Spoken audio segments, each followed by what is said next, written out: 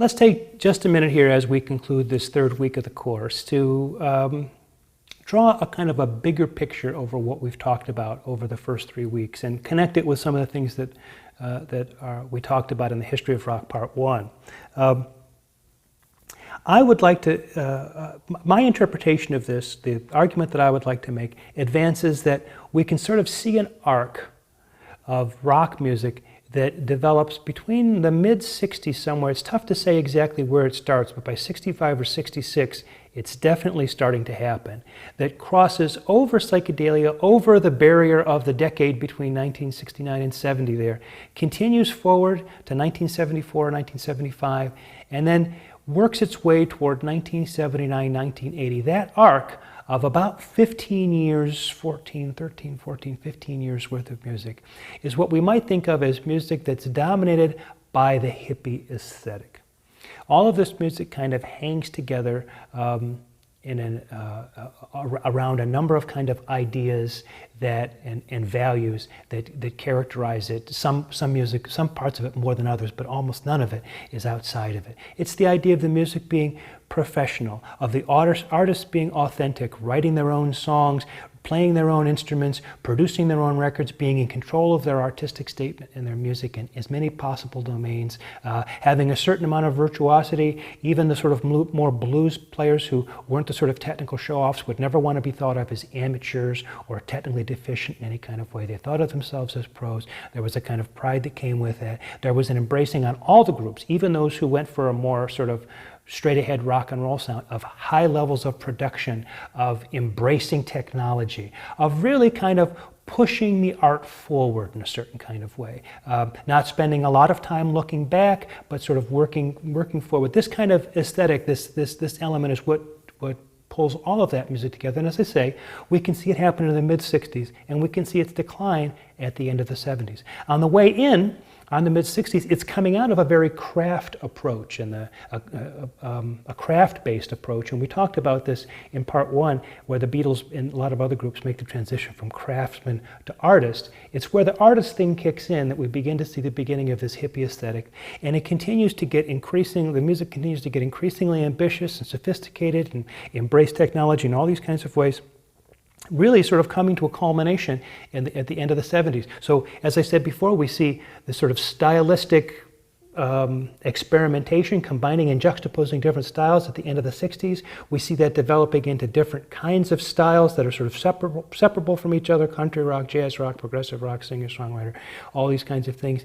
And then we see that sort of starting to come together in the second half of the decade to consolidate. So you see elements of progressive rock being used in things that are otherwise more sort of blues-based and this kind of thing. And you see it kind of bringing together as the business expands, gets bigger and bigger, and radio has this requirement of trying to have 4- and 5-minute songs. So you see a real sort of arc occur. At the end of that arc, two styles come up to really challenge the whole idea of what that arc is about, what stands at its base. And that is disco, which is essentially a dance form, right? A return of a dance craze, which says, who cares about these big issues? Who cares about concept albums? Who cares about professional musicians and their long and boring solos? Let's dance, right? You don't even know who the artist is. It's not even important. We just want to dance. That's what disco does. And in its way, I'm not casting any aspersions on disco. I'm just saying that it was an aggressive attempt to reject the hippie aesthetic. And we've already talked about how it is that these rock fans understood it as that and reacted with hostility. The same thing happens with punk. Punk was so when people first got their first look at the Sex Pistols, they seemed like such amateurs. It seemed like they really just didn't care about being able to play. They didn't care about really doing a first-class performance. They just sort of showed up, and it was just it all just seemed so sloppy and amateurish that a lot of rock people just couldn't even take it seriously. But then you get the more refined version of New Wave, which starts to make concessions to rock mentality. When you look at a lot of New Wave, you say that I've said before that they're looking back at the history pre sort of rock and roll and using that. But they're looking at that music in a way that's entirely conditioned by the musicians themselves having been hippies before they started to do New Wave. So it isn't really a kind of musicologist objective, perspective on earlier music. It's a perspective on that music that's conditioned by having gone through 70s rock. So in many ways, New Wave cannot escape the hippie aesthetic and the music created by it, despite the fact that that's exactly what it's trying to do. It's like there is no way out, there's only in, and that's where they are, they're inside that world. So we see this arc starting from the mid-60s going across 1970, heading to the end of the decade, and the rejection that occurs there. Well, as it turns out, most of this rejection of the hippie aesthetic really marks the end of an era for this music. Many of the groups that we've talked about, the mainstream rock groups that we've talked about, will continue to have careers into the 80s, and we'll note that next week and the week after that. We'll certainly talk about that. But things really start to change in the 1980s.